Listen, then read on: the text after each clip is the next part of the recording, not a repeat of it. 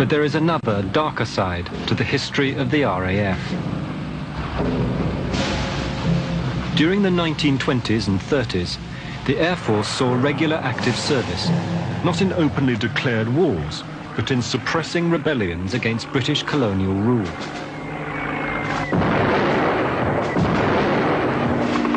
RAF squadrons were ordered to bomb and machine gun tribal villages to crush revolt and hold together the far-flung borders of the empire.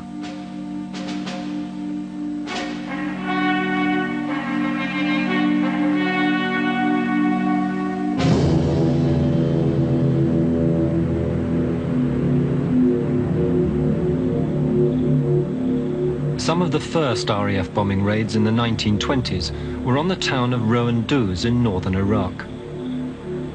After the end of the First World War, the Kurdish tribespeople in the area started a guerrilla war against British rule. The area was inaccessible to ground troops, so RAF aircraft were ordered to put down the rebellion by bombing.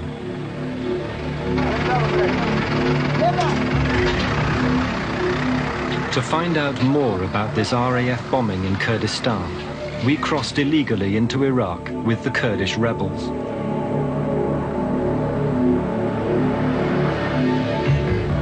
This part of Kurdistan was recently the scene of heavy fighting between the Kurds and the Iraqi army. To escape the war, hundreds of thousands of refugees left the area. To date, only a few have returned.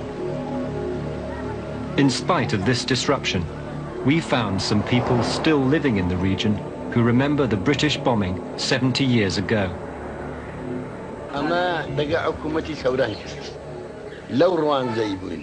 روژه وقتا چی 15 تیاره لو کرکیدات نخوار والله 15 او دهاتن حتی نیان دهاتاسون راسی دائره استا اذا لیو ببهر دهاتن گرم هر 15 خو خاریه کن اگرانو لکرشی آوابون 15 دهاتن بشرف او روانزیان امیانا دابا امش لسخانی والله او وقتی 12 و 13 ساریه بوم زیترنا بوم لسخانیا دوتا خانی طبقه ما بابت زامبیزار بوم شرن دقرشت دقا تیارا والله قنبارة كدهات تيار دهات قنبارة عن ليرة أدان لكاين أخران أدان حالة مكش حبوت سبانا دقر يعني هرتات عندك أتونا كرشي عندك أتونا خرندي عندك أتونا أو شكفتينا كل عاش شيخي إيرانا حتى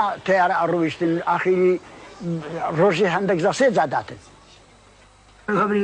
لو كان قرين أبو مال ملوي أبو مال تيار هاتم وشيعاتنا من هلاتم وشيعاتنا قلت مثل من السجل يمزي خوش يرمو أمنو كمل كعمل شيء قنبلش إلى عديدة أمنك تمرويشتن رويشتن مدارو شيلنا واسينك مشكابو إيلم بلندارو أما أخبار رمي فيك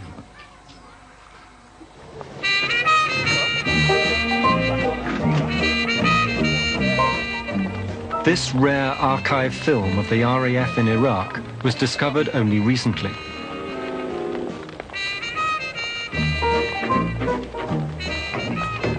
In the 1920s, bomber squadrons were based at makeshift runways near the rebel Kurdish areas.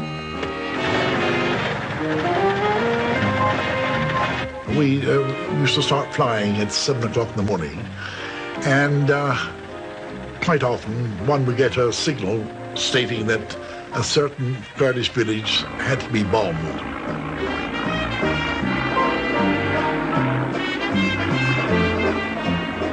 We used to fly in pairs because with little or no radio telephony, we had to keep in touch. Otherwise, if one of us went down, no one would know where they'd gone.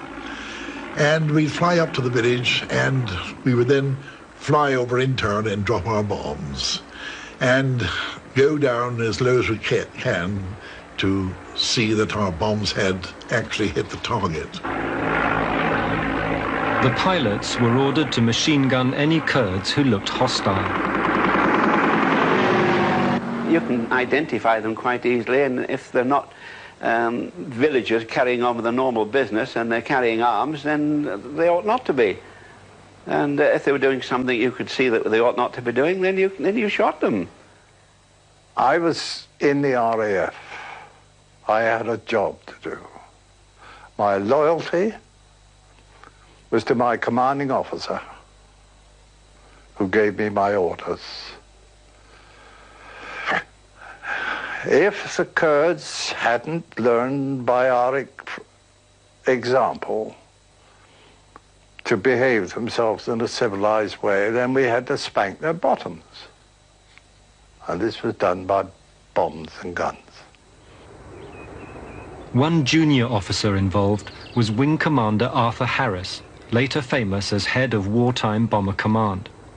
In 1924, he wrote of these operations, "The Arab and Kurd now know what real bombing means, in casualties and damage. Within 45 minutes, a full-sized village can be practically wiped out, and a third of its inhabitants killed or injured by 4 or 5 machines."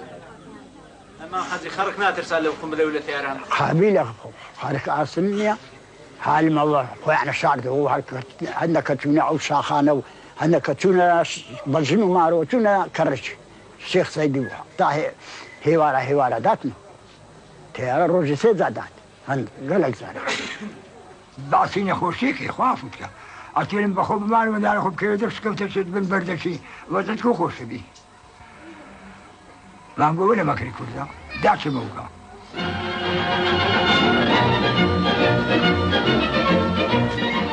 The RAF was sent to Iraq as a result of the breakup of the Ottoman Empire at the end of the First World War. Britain and France were given mandates to rule Turkey's former territories. France was given control of modern-day Syria and Lebanon, and Britain was given Iraq, Jordan and Palestine. Not everyone living in the Middle East was content to exchange one empire for another. The Kurds, a people with their own language and culture, pressed for independence. But unfortunately for them, oil had been discovered in large quantities in Kurdish territory around the city of Kirkuk. The British wanted to keep these reserves under their control. They feared that an independent Kurdistan might use its oil wealth to threaten British power in the Middle East. So they joined Kurdistan with 2 other provinces to invent a new country, Iraq. Many Kurds objected to this arrangement. Ahmed Hoxha was a leading figure in the Kurdish independence movement. زور خدمت ما کردن و میده کمان زور بقوت بو برام اوان برام برب ایما تنها نوتکی کرکوشان فابع بعراق وبنابي حكومتي عراقي عربي عراقوا تشكيل حكومتي شي قبلي شمال وجنوب ينفذ ايمان دا ماري لو حق حقوقيك خوان بايمان بخشيف خوان وايما زور امل ما هبو كسنشي امانغو بريطانيا قسكي نهائيه وبشمان نابته وكسي لمدي زور كما بشمان بوا. Led by Sheikh Mahmud, the Kurds rose in rebellion. Just after the end of the Great War, Britain was faced with the huge cost of sending troops to hold together the new state of Iraq. The Kurdish rebellion was a major crisis for the government in London. The minister responsible for Iraq was Winston Churchill. In 1921, he called a Middle East conference in Cairo to discuss the situation. Among those invited was Lawrence of Arabia. The main problem was casualties. After the carnage of the Great War, Churchill was extremely reluctant to risk thousands of British lives for Iraq, a country about which most Britons cared little. The answer to this crisis came from the RAF. The chief of the Air Staff, Sir Hugh Trenchard, persuaded Churchill to adopt a revolutionary scheme. He proposed sending RAF bomber squadrons to crush the rebellion from the air. The bombers would be cheap, and there'd be few British casualties. Churchill was the air minister at that time, and it was a question of whether the country at that time could afford to keep the standing army that we had in Iraq. I think it amounted something like about 13 battalions of infantry, God knows how many battalions of artillery, and the Air Force, Trenchard, told Churchill that he thought that he could take over the responsibility of running the country and they could bring the army completely out of it and therefore save a lot of money. Because I think at that time there was a great deal of thought in the country that we wanted to get to hell out of it and let the Arabs get on with it. We were pretty well bankrupt after the First World War, but we had plenty of aircraft and a lot of keen young pilots still keen to fly. So they decided to try, instead of having an occupation force, which means a crowd of troops on the ground, they decided to hand over the whole of the running of Iraq with the RAF. The Air Ministry in London regarded RAF operations in Kurdistan as an excellent training ground. New weapons were developed for use in the area, amongst them the forerunners of napalm and air-to-ground missiles. The ministry drew up a list of possible weapons: phosphorus bombs, war rockets, metal crow's feet to maim livestock, man-killing shrapnel, liquid fire, and delay-action bombs. Many of these weapons were first put into use by the RAF in Kurdistan. As soon as they knew we were coming over to bomb, they went up to the hills and sat in their caves. Well, we got to know this, so eventually what they did was to drop delay action bombs, so that they'd have a 24-hour delay on a 112-pound bomb. So the natives, sort of having cleared off out of the village during the bombing, would eventually return and possibly be holding a powwow sitting on the actual bomb when up it went, you see, and took a few with them. In the bombing, the RAF drew little distinction between civilians and combatants. Bombs dropped on a town could kill innocent civilians as easily as rebel tribesmen.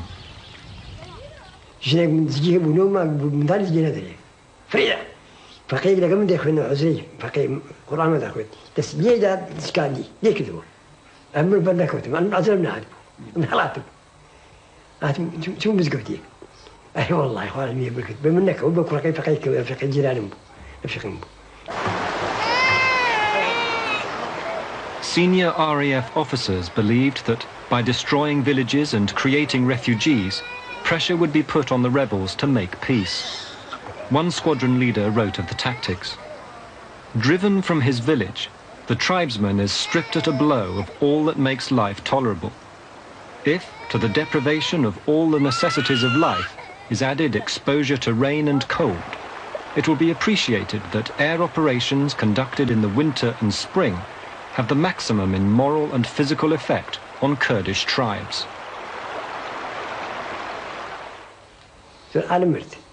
لبرسان أيوة أنا زبرس أنا برشام أنا زبرت بيرك بيرميدا كان بيرجني بي أجوز بيرم العربي أما رجع متزور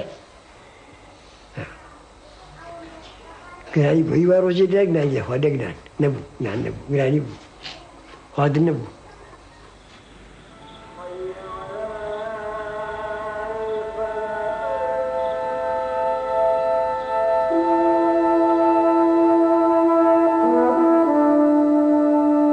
In spite of the hardships involved, the Kurds continued their rebellion. The city of Suleymaniye, recently one of the centers of the Kurdish uprising against Saddam Hussein, was also the headquarters of Sheikh Mahmud's rebellion in the 1920s. The British were increasingly frustrated by Mahmud's success. This Air Ministry memo details the situation. Conditions in the Suleymaniye area remain unsatisfactory. Sheikh Mahmud persists in his disobedience of government orders. The people of Suleymaniye have been notified that as a result of the above, Suleymaniye will be bombed. Aircraft were then sent to drop leaflets over the city, warning the population that the RAF was about to bomb it. But with no experience of air raids, few people took any notice. كأنا تيارك هاد إما لسستكون من عرب المستبين كسر ما نهرب الريب وردماني كل أو دماغي توفيق فني زاني خود لهيبون باكي هايش بارسكي كو تحوشكو راما كبا كولان وكولان حتى أتينا كن ماري وإنوان سيفيرن خفافو بو كولانا راما كراما كرفيا كتبو ما يتبو خالو زاكا وتي آوة طيبة شيخ طيب عارف تينا ولا أوني أمفيرة چون بولات روا نجنك لما أريد صاحين تفين حاجمين تورابو هاتو دروس بروا خول بريجي حتى الرحمن بابا وشوبو خول بريجي كسي بومباك لي ياكل جا إما شرابا أنا كربا في خاصي كولان وكولان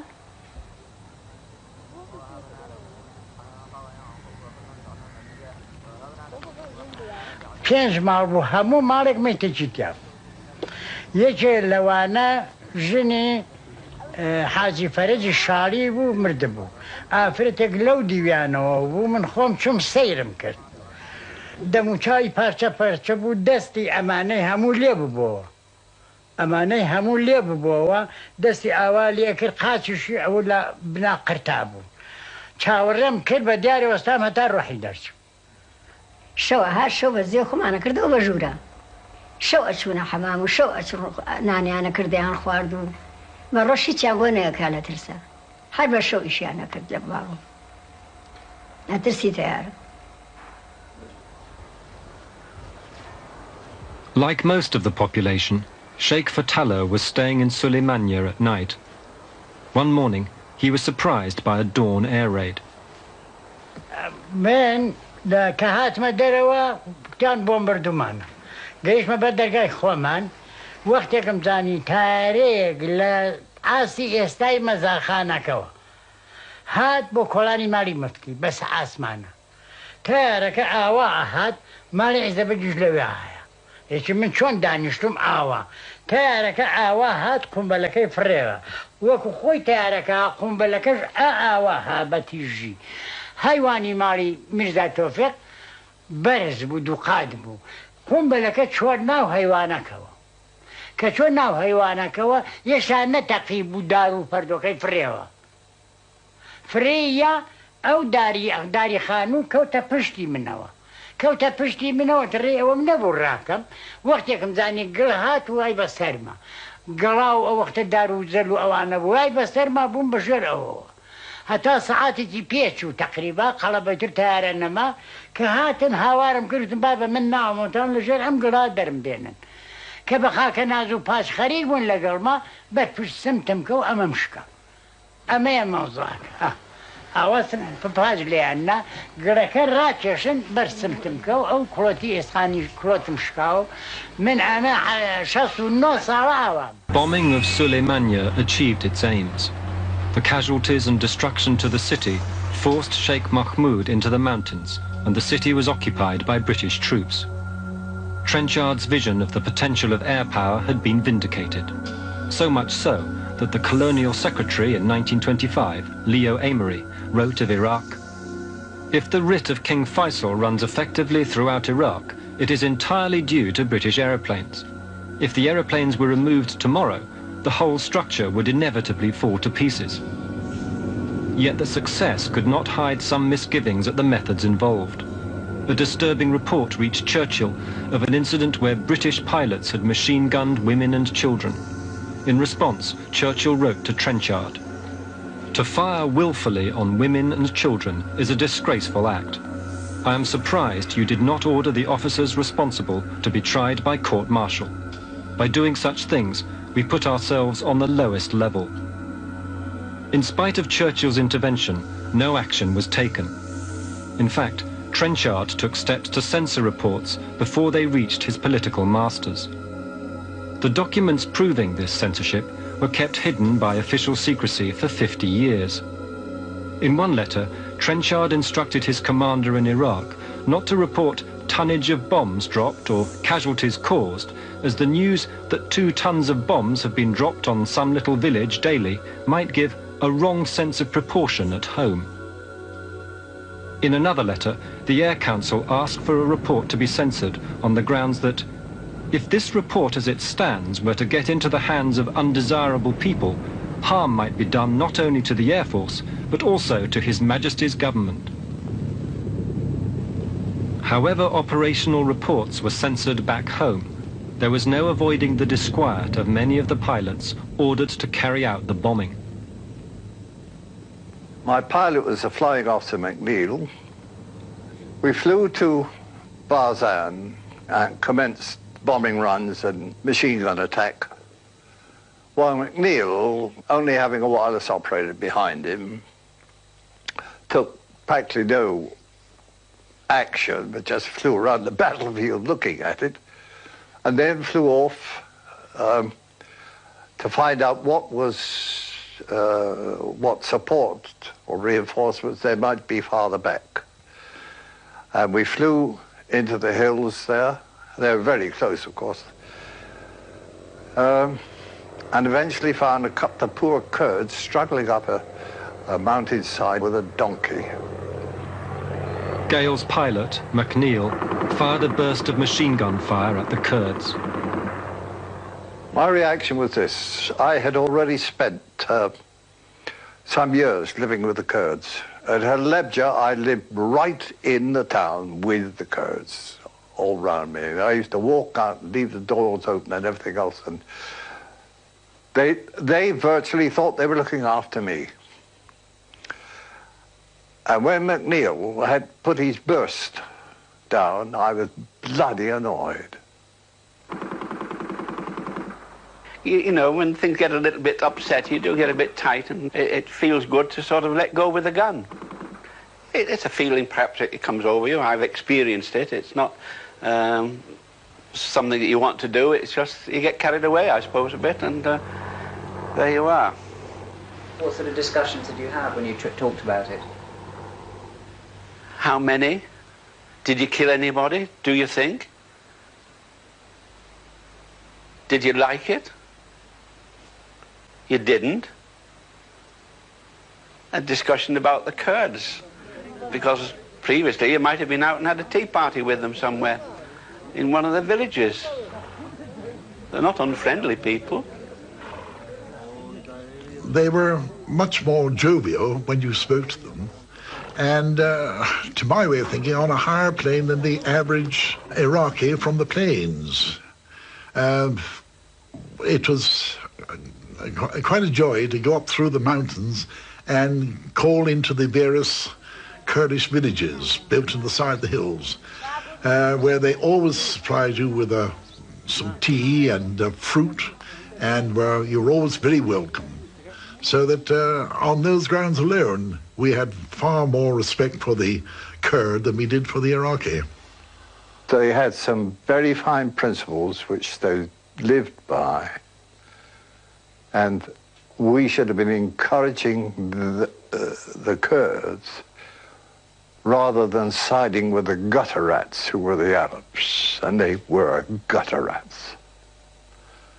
I think there's a lot of feeling, were we doing the right thing in what we were doing, in the operations that were taking place. We were ordered to do it, and it was a job of work.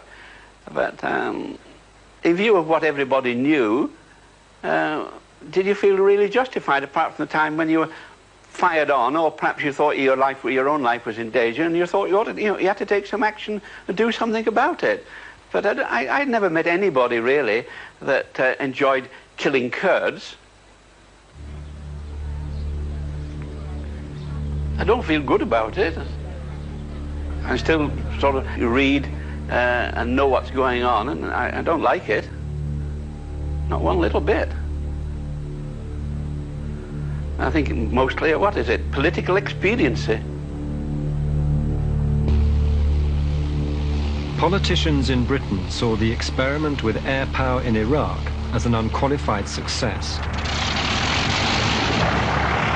At a time of defense cuts and economic decline, the government regarded bombing as a cheap way of keeping control over the more rebellious frontiers of British rule.